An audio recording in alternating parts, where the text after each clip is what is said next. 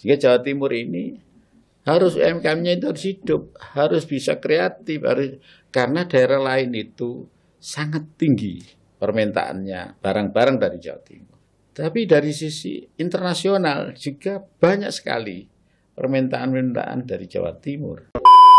Tahun ini kita memberikan modal pinjaman kepada Bank UMKM untuk disalurkan kepada UMKM dengan bunga sangat rendah, yaitu 3%. Ada beberapa permasalahan yang utama adalah sekarang ini banyaknya produk-produk luar yang masuk ke Indonesia, kurang adanya pengawasan yang ketat oleh pemerintah. UMKM itu begitu sudah agak berhasil, aneh-aneh sing di karep, sing dikarep. Iya. Ya itu sing akhirnya terjadi kecemburuan.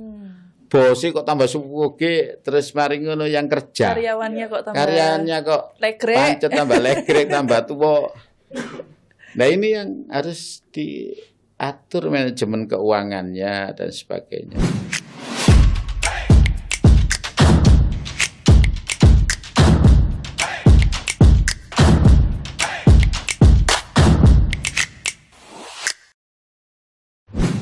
Assalamualaikum, kembali lagi barengan sama saya Nilo Rara di podcast Kios Koran. Selamat pagi Bapak Musyafaq Rauf. Assalamualaikum warahmatullahi wabarakatuh. Waalaikumsalam. Selamat datang kembali Bapak di podcast Kios Koran. Alhamdulillah bisa ditakdir bisa kembali lagi. Alhamdulillah. Besok berarti main-main terus Pak ke sini Pak. Insya Allah, sambil ngopi-ngopi ya, gitu. Ya. Bapak, gimana kabarnya hari ini Bapak? Alhamdulillah sehat dan selalu dalam lindungan Allah SWT. Amin. Nah, kali ini guys kita kedatangan tamu spesial lagi, yaitu Bapak Musyafaq Rauf selaku Ketua DPRD Jawa Timur. Dan di episode kali ini kita bakalan lagi-lagi kita ngobrol santai ya Pak ya, supaya ternyata Bapak Ketua ini bisa santai gitu kan. Ya.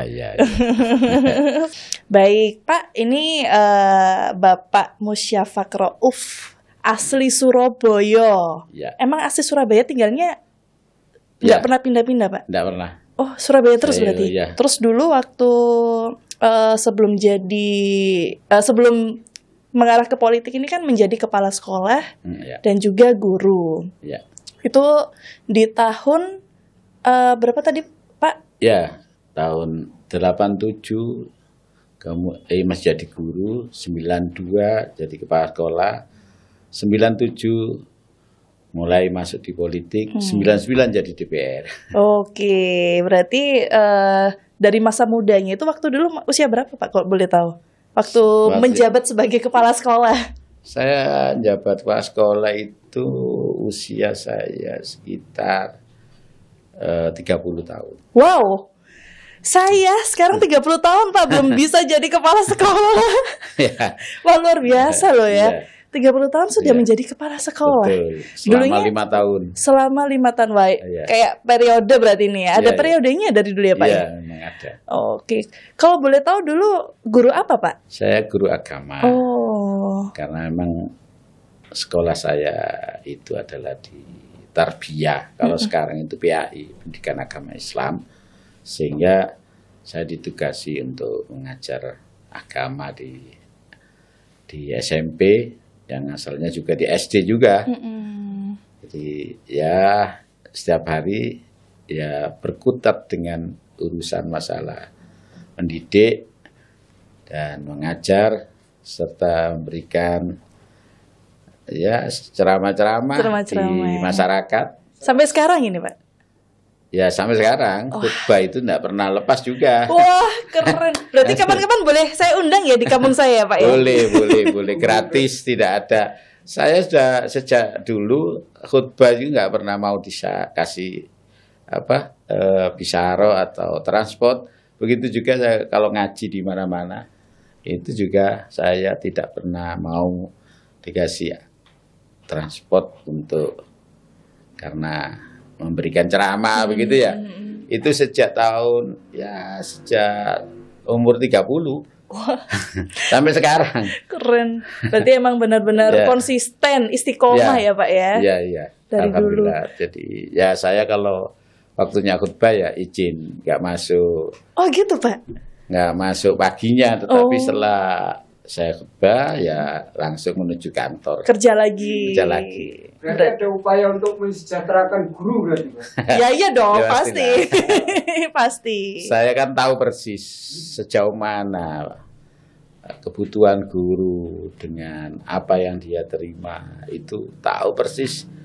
Kalau itu tidak karena barokah, ya nggak bisa lah beli susunya anak untuk. Pada waktu itu saya jadi guru, saya sudah punya anak 2. Ya beli susu itu ya kadang-kadang kalau ada rezeki lain yang misalkan apa ya, kita suruh jadi MC atau jadi apa, orang kasih. Sebelum saya jadi DPR itu yang saya lakukan setiap harinya. Kalau untuk saat ini Pak, ngapunten selain menjadi ketua DPRD, Nah, apa aktivitas lainnya? yaitu saya Khutbah. sekarang jadi ketua yayasan Universitas Sunan Giri. Oke. Kita punya mahasiswa sekitar 5.000 yang ada di Waru sana. Kemudian juga ya kalau itu kan bukan pekerjaan, khutbah itu kan adalah bentuk kedekatan kami dengan masyarakat untuk bisa menyampaikan pesan-pesan moral, pesan-pesan yang ada manfaatnya untuk masyarakat. Begitu Mbak Rara. Oh, berarti selain menjadi anggota DPRD, kegiatan-kegiatannya seperti yang tadi Bapak sampaikan. Betul. Kalau selain itu Pak ada lagi? Saya kira ya ini yang saya lakukan. Saya ketua PKB Kota Surabaya, sehingga ya kantor saya itu ada 3. Pagi sekali itu ke kampus, kemudian setelah Berarti itu, sempat ke kampus ini Pak tadi? iyalah pagi. Jadi saya jam 8 dari kampus, tak lihat mahasiswa dosen sudah oke, saya jam 9 berangkat ke kantor. Nanti pulang jam 4 ke kantor DPC PKB yang Dintang itu. Ya hidup saya. Setiap hari kayak gitu Setiap Pak? hari. Tanya Wah, maksud saya. luar biasa. Pantes aja ini usianya Bapak ini 61 tahun tapi masih jiwanya jiwa-jiwa muda gitu Iya, kan. iya. Semangatnya Ya, membara. saya bilang waktunya diganti lah kita ini. Oh jangan dulu ya, masih ada yang diharapkan. Oh, berarti Bapak ini setiap harinya rutinitasnya Ya, seperti itu. itu. Nggak Karena capek itu Pak? Ya apa ya, itu tadi segala sesuatu kalau kerjaan atau apa, kalau kita cinta itu tidak ada rasanya capek itu. Malah seneng terus ya Pak ya? Iya, karena kumpul dengan anak muda terus. Oh iya. Di kampus kumpul sama mahasiswa, sama itu ya kan. Kemudian di DPR itu yang usia nggak sama itu banyak, yang sudah sama dengan.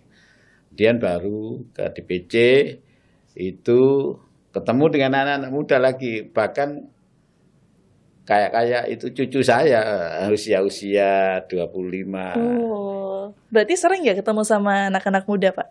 Sering diajak Ya, diskusi nggak? Oh ya, hampir tak kasih semacam doktrin yang positif ya.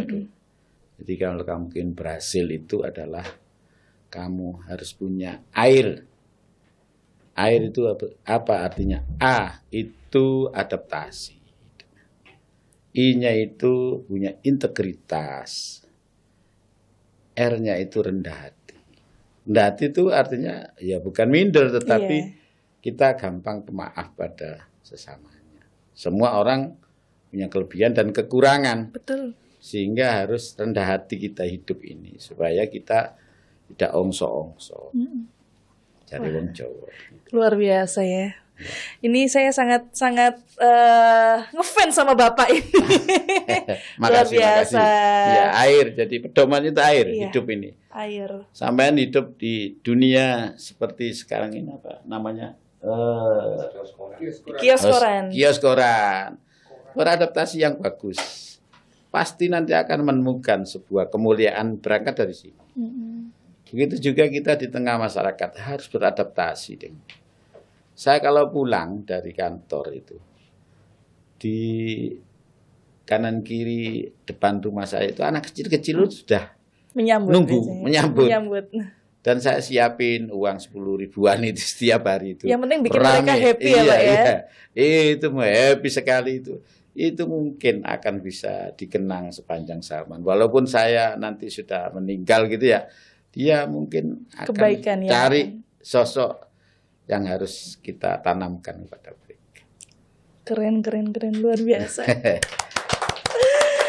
Iya. Wah, Bapak, ini kalau misalnya kita masuk lebih dalam, sepertinya banyak sekali ceritanya ya kan. Tapi Ya. kita akan masuk ke tema yang monggo, di monggo. episode kali ini, Bapak Musyafaq Rauf ya.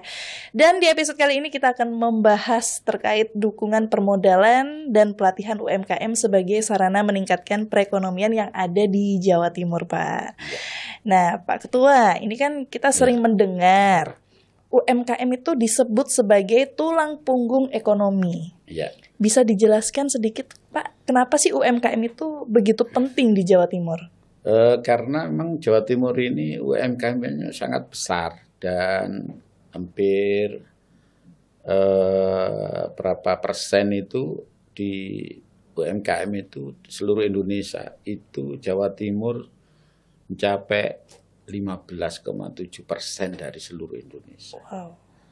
Nah, ini produk-produknya itu kalau kita mengikuti gubernur misi dagang yang dilakukan ke beberapa provinsi, itu luar biasa permintaan mereka ke Jawa Timur. Sehingga Jawa Timur ini harus UMKM-nya itu harus hidup, harus bisa kreatif, karena daerah lain itu sangat tinggi permintaannya barang-barang dari Jawa Timur. Ini dari sisi lokal ya. Tapi dari sisi internasional juga banyak sekali permintaan-permintaan dari Jawa Timur. Nah, itu butuh adanya permodalan yang mensupport terhadap UMKM, utamanya adalah perbankan.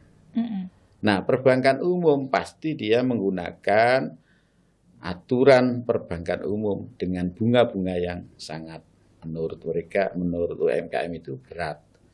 Sehingga pemerintah Provinsi Jawa Timur mendirikan Bank UMKM yang ada di dekatnya Jalan Diponegoro itu ya.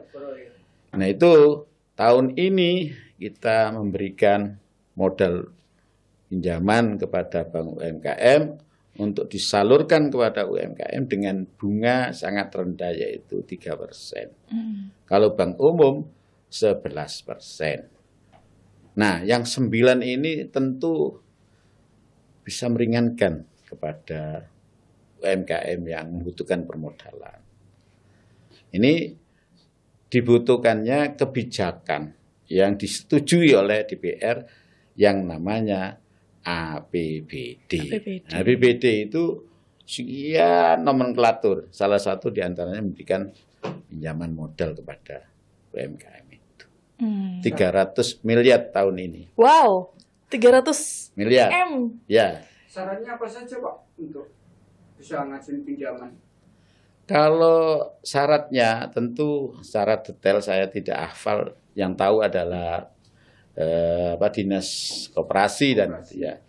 Tetapi yang jelas tidak terlalu ribet. Tidak harus ada jaminan sertifikat dan sebagainya. Tetapi jaminannya adalah perizinan untuk mendirikan UMKM itu sendiri.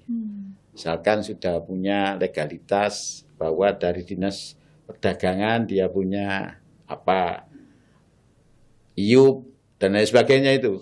Tadi secara detail saya tidak hafal ya untuk bisa menyampaikan. Tetapi tidak ada jaminan seperti bank-bank yang harus sertifikat, harus ini, enggak. Yang memudahkan pokoknya. Ya, sangat memudahkan dengan bunga yang rendah. Ini adalah keperbiaan kami di dalam penyusunan APBD.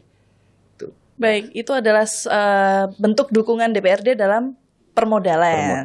Seperti itu. Nah, untuk permasalahan utamanya UMKM ini, Pak, apa aja sih masalah yang saat ini sedang dihadapi UMKM? Ada beberapa permasalahan yang utama adalah sekarang ini banyaknya produk-produk luar yang masuk ke Indonesia kurang adanya pengawasan yang ketat oleh pemerintah. Pemerintah dalam hal ini bisa bea cukai, bisa juga perpajakan. Banyak barang-barang itu dari luar negeri. Saya tidak mengatakan negara tertentu nanti saya bisa dia kirim ke sini katanya barang bekas. Sehingga tidak dikenakan pajak, tapi keluar dari gudang itu barang baru dan itu dijual melalui online. Iya. Marketplace itu. Ya, marketplace-nya itu luar biasa. Hingga ya mati UMKM kita. Karena mereka dengan kualitas nyaman dipakai dengan harga murah. Sementara kita ini belum tenaga kerjanya, belum lagi permodalannya, belum lagi pemasarannya. Ini kita masih tertinggal dengan mereka. Nah, kalau di bea cukai, walaupun kita ada kesepakatan perdagangan internasional terbuka dan sebagainya ya, tetapi tetap harus ada pengawasan secara ketat di bea cukai. Barang-barang yang masuk sini, kalau itu barang baru dan barang itu dijual di sini, harus ada pajak ya. Karena itu kenapa Trump nggak membuat pajak besar itu? Itu salah satu di antaranya dia mau mati kalau itu nggak dibuat seperti itu. Iya. Di negaranya sendiri nggak bisa bersaing. Nah, sekarang ada pola lagi nih, kita awasi nih, banyaknya pengusaha kok membuat gudang-gudang di sini. Bukan pabrik. Gudang lebih. Gudang. Untuk apa Pak? Nah, ternyata gudang ini dipakai nampung barang dari luar negeri, dari ya negara sana lah itu. Itu nanti di sini hanya tukang stempel, dikirim ke Amerika, dikirim ke negara-negara lain dengan skema kan pajaknya beda. Kalau sana kan 110%, kalau sini kan hanya 15%. Transit gitu Pak. Jadi kayak gudang transit. Gitu. Iya, gudang transit toh. Hanya itu membuat stempel, dokumen baru. Namanya itu. Iya. Kalau kita kirim ke negara tertentu kan kita murah. Kalau dari negara dia mahal, sehingga dimasukkan di gudang sini, setelah itu dibuat dokumen baru, dikirim lagi. Iya. Ada kejadian seperti itu di Jawa Timur, Pak? Justru itu DPR itu mengawasi itu dan sudah beberapa kali kita temukan gitu. Jadi kalau ini kan berangkat dari awal perizinan. Orang mendirikan bangunan itu perizinannya apa? Iya. Ya kan? Ya. Betul. Untuk pabrik, oke. Pabrik apa? Ngelola apa? Limbahnya apa? Amdalnya seperti apa kan gitu ya? Iya. Tapi kalau gudang saja tidak ada spesifikasi untuk gudang apa? Gudang garam tak? Gudang tas. apa ya? Iya. Ini bisa-bisa, yaitu tadi. Kita temukan banyak. Gudang-gudang yang hanya menampung barang dari luar negeri untuk dipindah lagi ke luar negeri dalam rangka untuk meringankan pajak. Gudang transit. Gudang transit. Berarti PR-nya tambah ya. PR-nya tambah. Semakin banyak PR-nya. Nah, di sini DPR harus ada nyali. Karena kita pasti akan berhadapan dengan pihak-pihak lah. Saya tidak menuduh. Karena banyak pihak yang juga diuntungkan dengan mengamankan itu gitu loh. Di sini perlu hati pemerintah. Jadi tadi hati ini harus disadarkan. Kamu membunuh rakyatmu, apa kamu harus membela mereka? Kan gitu. Iya. Kalau dibiarkan, nggak ada pengawasan ketat, selesailah.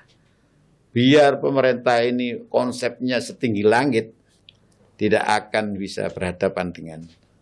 Karena mereka hampir sudah sangat-sangat murah tenaga kerjanya, kemudian juga dia punya teknologi yang canggih, kita sementara teknologinya masih paruh-paruh, yang banyak manual. Ya pasti kalah. Tuh Mas, itu Mbak Rara ya. Baik. Kalau terkait SDM-nya Pak dan manajemen, apakah ada permasalahan di bidang UMKM? Ya pasti ada jadi kita kan SDM-nya itu tadi orang Indonesia itu aku gawe ini gelem gak gelem ya wis ini. Nggak mau Ya, kreatif nggak mau dikit kreatif gitu ya. Ya, packagingnya, bagaimana dia memasarkan secara online dan sebagainya itu masih kurang terbiasa kreativitas. Disitulah peran pemerintah untuk mendirikan BLK untuk pelatihan-pelatihan itu supaya SDM naik, kemudian bisa bersaing penjualannya dengan barang-barang yang datang dan pergi. Datang dan pergi. Terus untuk perannya sendiri Pak, dari pelatihan dan pendampingan ini kan Ya. pastinya ada manfaatnya gitu Ya. kan. Yaitu kan ada komisi E ya, E. Ya, masih E sama B itu menjadi semacam mitra yang itu terus-menerus melakukan pengawasan sekaligus juga memberikan dorongan permodalan untuk kegiatan itu pelatihan. Mungkin hari ini 2 kali anggarannya di Dinas Tenaga Kerja dengan tahun kemarin karena kita memang melihat butuh sekali ada pendampingan, butuh pelatihan dalam rangka ngejar SDM yang nyaris tertinggal dengan negara-negara lain. Kita ini menjadi negara berkembang kan, mulai aku cilik sampai lagi berkembang terus. Saya juga berkembang ini, beratnya naik, ya. Berkembang terus. Ya enggak bisa. Ke samping. Enggak, berkembang terus. Nah, belum pernah kita itu kalau ada orang ngomong bahwa 45 Indonesia emas. Kalau kita lihat mikotnya dari ini, jangan bicara emas. Kalau ke arah perak aja sudah lumayan. Jangan pun emas ya, perak aja masih lumayan. Iya. Ya kalau saya lihat ya, ini harus ada perubahan mulai dari pemerintah, eksekutif, legislatif, semua harus kerja dengan hati. Lebih-lebih yang punya otorisasi eksekusi yaitu presiden kita Pak Prabowo. Kita jangan hanya pidato kemudian pelaksanaannya ditunggu masyarakat gak muncul-muncul akhirnya ada rasa gregetan kan itu. Nah ini jangan. Ya, jadi kalau sudah ada ini penegakan hukum ini sudah dijalankan semua masyarakat puas kan. Tuh lihat nih. Nggak ada demo-demo lagi Iya, Pak ya. nggak usah kita pakai bagi-bagi sembako, akan dipilih lagi. Tapi kalau kinerjanya nggak bagus, kalau dia nyalon lagi kemudian harus bagi-bagi BLT, bagi-bagi sembako, nanti akan punya pemimpin yang tidak sesuai dengan harapan lagi. Ini saya kira kita harus menyadarkan dari masyarakat kalau ini ada yang dengar dan sudah kita menentukan nasib kita yang datang itu berarti menentukan pada waktu kita pilihan di pemilu itu. Kalau kita salah ya berarti 5 tahun ini nasib kita salah. Tapi kalau kita milih dengan pemimpin yang benar berarti nasib kita 5 tahun berjalan itu ya akan dipilih lagi. Iya. Tanpa BLT. Nah, ya kan? Ya kalau masyarakat ini masih dibuat miskin. Miskinnya orang Indonesia itu kan kayaknya dibuat. Kenapa saya mengatakan begini? Coba Indonesia dikasih kekayaan Allah Subhanahu wa taala itu dengan berbagai sumber tambang. Mulai emas, nikel, perak, wis sudahlah, termasuk di Jawa ini, mulai Banyuwangi sampai Pacitan. Itu emas semua yang banyak. Udah kaya padahal. Udah kaya, tetapi salah urus. Provinsi yang mempunyai wilayah ini tidak dapat kebagian apa-apa. Yang ada hanya limbah sama demonya orang-orang. Seharusnya itu harus undang-undangnya harus itu lagi. Kalau masih menggunakan undang-undang yang lama, ya kita ini hanya dapat ampasnya sama. Dapat hikmahnya aja. Coba Banyuwangi itu sudah ada eksplorasi emas dan sebagainya. Itu kan wilayah kita. Kalau orang-orang demo itu undang provinsi. Iya. Tapi yang ngambil hasilnya dibawa ke pusat. Harus segera dilakukan perubahan-perubahan. Nah ini yang kita tunggu. Bapak kita yang ada di Jakarta, mulai eksekutif maupun legislatifnya, presiden maupun DPR RI-nya. Supaya nggak ada lagi paradigma di tengah masyarakat bahwa DPR sudah nggak ada gunanya. Iya, betul. Ya, supaya kita ini mensepakati bahwa negara ini ada dibentuk oleh partai politik, yaitu dengan keterwakilan DPR. Kalau negara selamanya masih demokrasi, ya tetap harus ada. Undang-undangnya harus merintahkan. Dari mana? Kecuali kalau sudah dasar negara kita dirubah dari demokrasi Pancasila ini, kemudian dirubah menjadi monarki.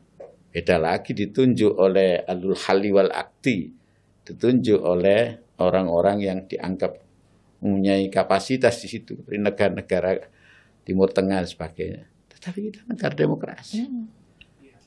Yang menentukan rakyat. Apalagi sekarang pilihan itu langsung dari rakyat. Kalau rakyatnya itu tidak sadar memilih pemimpin, akhirnya ya bisa kita rasakan. Saya tidak mengatakan ini negara gagal atau negara apa. Masih dibutuhkan bukti keperpihakannya kepada masyarakat. Langkah yang dilakukan Dewan Pak, apa sejauh ini? Nah, kan kita menyalurkan aspirasi orang-orang yang demo, yang tuntutan itu langsung ke DPR RI. Karena memang ya sama, kepentingannya bukan hanya mereka saja, kita sendiri juga begitu. Seperti sekarang ada undang-undang yang selalu diprotes terus oleh buruh, undang-undang Omnibus Law. Omnibus Law itu yang menentukan pusat. Iya kan? Padahal daerah ini beda-beda, Pak. Saya tidak ada jaminan sama sekali sekarang itu ada masyarakat yang datang ke kita, Pak, nasib kami kalau sudah usia 50 itu gimana? Kalau perusahaan itu sudah nggak membutuhkan tenaga saya, itu sudah dibuang seperti sampah aja. Coba undang-undangnya sekarang itu kita perbaiki. Jadi seakan-akan perusahaan itu adalah seperti pengelolaan koperasi secara itu ya modern gitu. Gak usah jauh-jauh tol ya. Tol ini masyarakat yang kelewatan semua dibebasin, ding dengan harga yang murah lah menurut saya. Setelah itu oleh masyarakat yang dapat uang itu dari penjualan tanah itu dipakai beli mobil, dia nggak punya basic untuk perekonomian dikembangkan ya Mbak Rara. Betul. Habis duitnya. Bingung terus lagi. Bingung akhirnya. Coba itu dipakai saham. Usaha. Artinya setiap orang yang tanahnya itu dilewati oleh jalan tol misalkan, itu dia tidak dikasih uang tetapi dimasukkan dalam saham.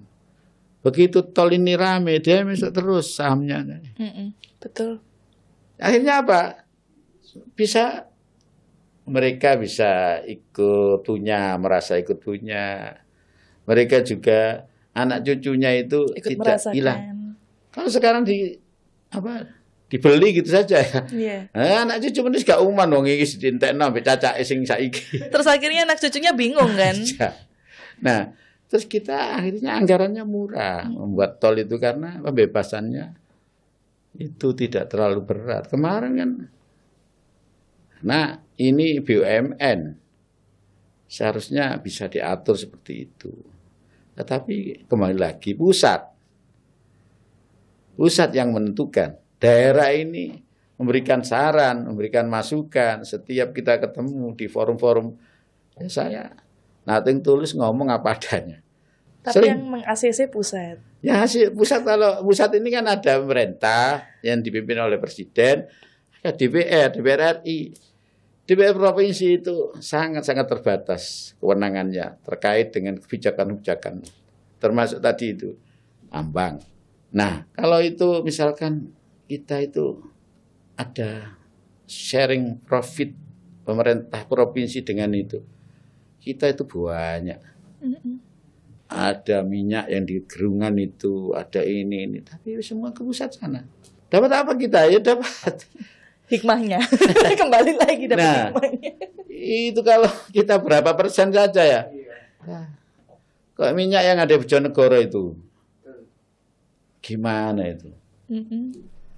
Saya dengar itu Banyuwangi itu kabupaten kota dapat itu sharing profitnya itu adalah 10%. Tapi sudah dijual ke pemerintah pusat katanya untuk bangun. Jadi kan Aduh, sama aja berarti. Bulet Iya kan, bulet. blunder lagi. betul. Nah, siapa yang jadi di sana itu dikendalikan oleh pusat. Buset.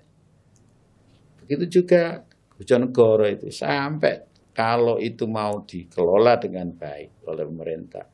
Jawa Timur itu tidak ada kata-kata kita miskin, tidak ada. Karena memang kita, oh iya paling kaya. Ada emasnya, ada minyaknya, apalagi yang heran lagi itu apa? Garam. Kita itu itu aja sudah airnya itu sudah jadi garam. Udah jadi Kenapa langsung. Jawa Timur masih impor garam? Ada garam di Madura sana sampai buang-buang kalau itu. Kan penataan. Tidak diterima karena syarat-syaratnya itu tadi. Nah itu terlalu formalistik, tapi apa ya, bisa saja itu saya mengatakan tidak rekayasa, tetapi bisa saja dibuat seperti itu supaya ada permaklaran. Ya, Betul. ya, seperti gula. Sekarang itu gula numpuk-numpuk sampai di Jawa Timur ini, sampai di gudang ini nggak cukup-cukup ya. Kok bisa begitu? Kita kan punya pemerintah, ada Bulog. Pemerintah harus segera beli supaya masyarakat itu nanam tebu itu dia nggak Petani-petani yang ada di sana. petani yang ada di sana itu nggak sampai putus asa gitu. Sekadung panen wis diiku kemudian nggak dibeli, kan rusak itu, termasuk ke garam dan sebagainya. Ini yang saya lihat, yang saya rasakan dan yang saya pelajari, masih banyak yang harus kita perbaiki lagi. Ya mudah-mudahan Pak Prabowo ini sudah membaca dan mendengar, sekaligus sudah ada rencana untuk perbaikan itu secara menyeluruh. Amin. Ya kan? Mudah-mudahan. Mudah-mudahan. Kalau mental pejabatnya masih mental maklar, ya semua dimaklari. Minyak dimaklari, Garam. tebu ya kan? Garam dimaklari, gula dimaklari, beras dimaklari. Ya sudah, jangan jadi pejabat, jadilah Makelar. dagang yang bermaklar kan gitu ya. Ya Mbak Rara. Nggih betul. Nek ngomongku salah saya bantah. Nggih, siap. Saya setuju sama Bapak. Ini kita kembali lagi Pak ke Ya. UMKM Oke, ya. oke. Tadi kita ngomongin makelar iki rodok tepi jurang ini. Kembali lagi ke UMKM nih Pak. Untuk pelatihan manajemennya seperti apa Pak? Kan pastinya ada pelatihan-pelatihan buat Iya. pelaku UMKM ini.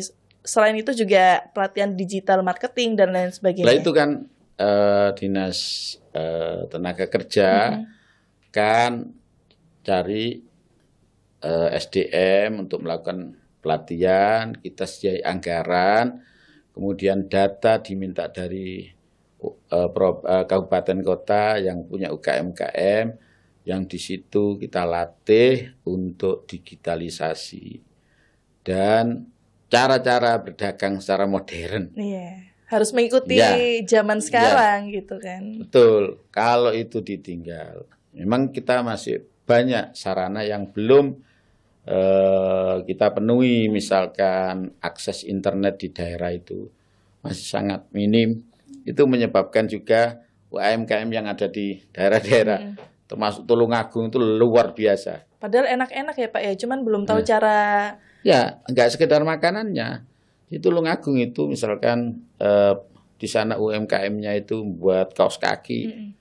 Itu dulu sampai ekspor kemana-mana. Sekarang hampir-hampir Udah nggak ada lagi. ya karena cara manajemen untuk pengelolaan terhadap hasil UMKM itu pemerintah masih kurang dalam rangka pendampingan.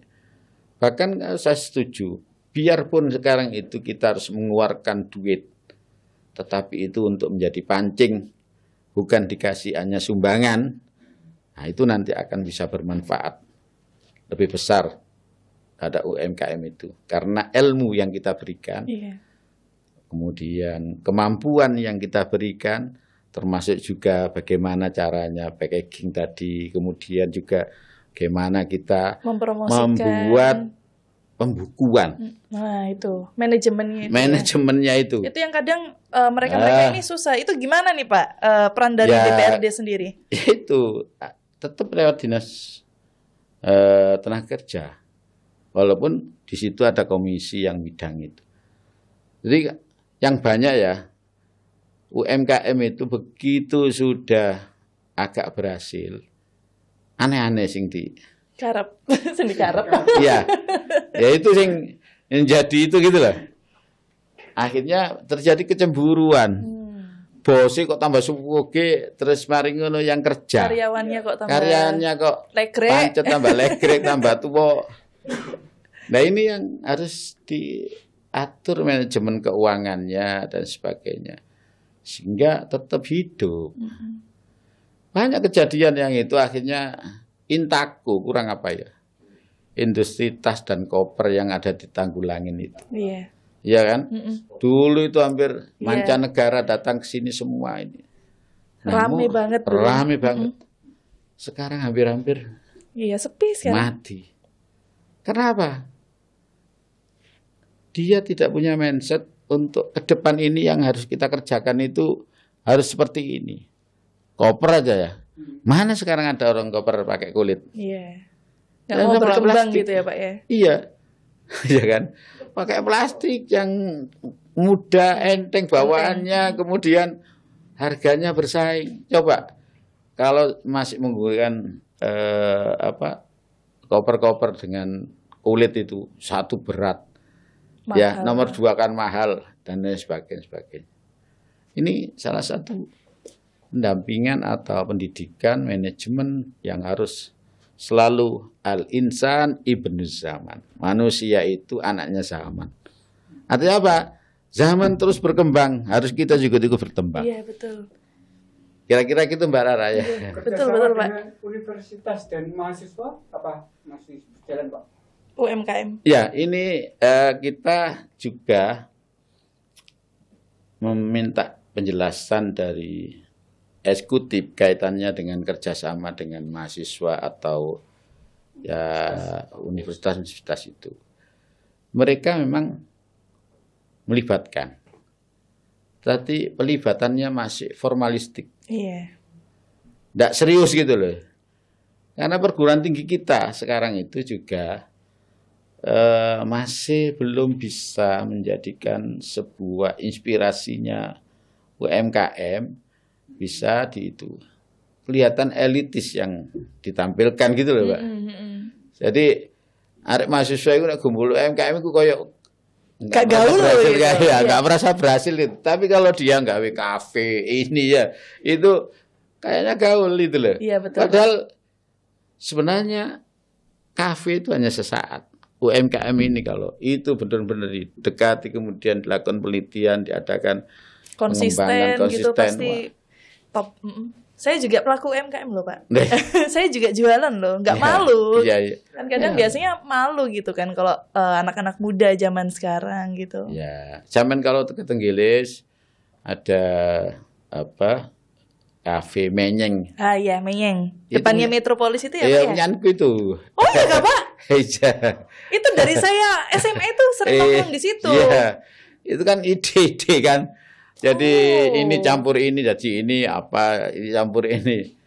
Ya dulu kan rame banget dulu Pak. Sekarang masih rame ya? Ya sekarang sudah persaingannya banyak. Luar biasa di situ ya beda lagi. Iya. Ya itu punyaan kami. Oh, Kafe Menyeng. Iya. Itu dulu zamannya metal-metal itu. Iya, saya metal apa itu tak datang. Pokoknya semuanya yang penting positif. Iya. Baik, ini kalau ngomongin soal digitalisasi sampai salah ngomong saya ini Pak.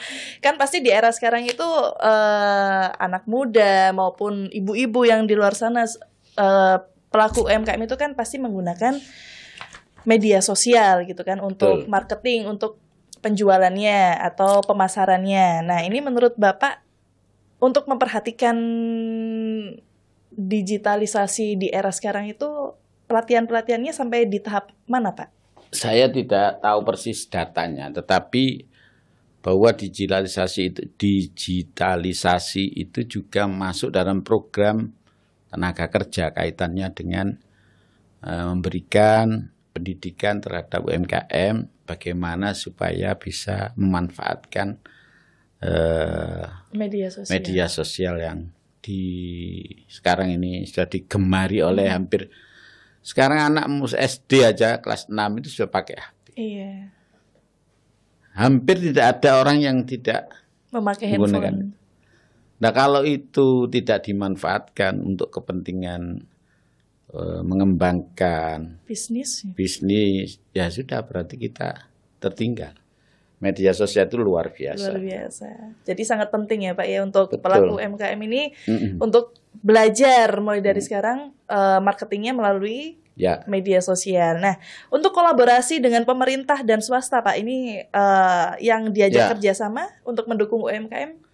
Itu pemerintah. Itu melalui Bank UMKM, Bank Jatim dan sebagainya. Di Madiun itu ada UMKM membuat tas anyaman itu. Itu tidak dibuat seperti pabrik, enggak. Jadi masing-masing rumah itu dikasih bahan, dilatih, sehingga nanti kumpul kalau sudah jadi di satu tempat dan itu kemudian disalurkan sesuai dengan permintaan. Nah, itu salah satu di antaranya. Sampean kalau mau beli tas seperti itu, buka saja saya. Tas anyaman, ini udah langsung keluar sana. Itu salah satu di antaranya. Padahal itu duwe so, Mas. Tapi kalau bagus, hasilnya juga bagus loh Pak, buat oleh-oleh. Iya. Tempat saya itu. Iya. Oh iya, Mas. Kebetulan Budi saya yang bikin. Oh gitu ya. Nah, itu saya kemarin beli situ. Harganya kisaran berapa itu, Pak? Ada berapa ya? Ada 15. Oh, ya termasuk murah ya, maksudnya menjangkau semua kalangan. Dan semua gitu. Kegiatan DPKB, packagingnya tidak boleh beli barang-barang pabrikan, tetapi semua UMKM. Misalkan kita pada waktu hari raya itu semua itunya harus ambil sana. Karena itu kadang-kadang kita pakai itu, kadang-kadang kita pakai besek itu, besek apa tumbuh. Zaman dulu itu ya. Itu kita manfaat. Kurban kemarin semua pakai ini. Di samping dia itu ngilangin bau dan membuat daging itu renyah, tapi manfaatnya juga kita bisa ngangkat UMKM. Iya. Kalau enggak kita sendiri, siapa? Kan gitu ya. Betul. Di situ mental ini harus di itu. Kita hidup enggak pernah kita itu sendiri. Kita jadi pejabat itu kan hanya saat. Nanti kembali kepada masyarakat lagi. Kalau kita enggak menghidup-hidupkan ini, ya sudah.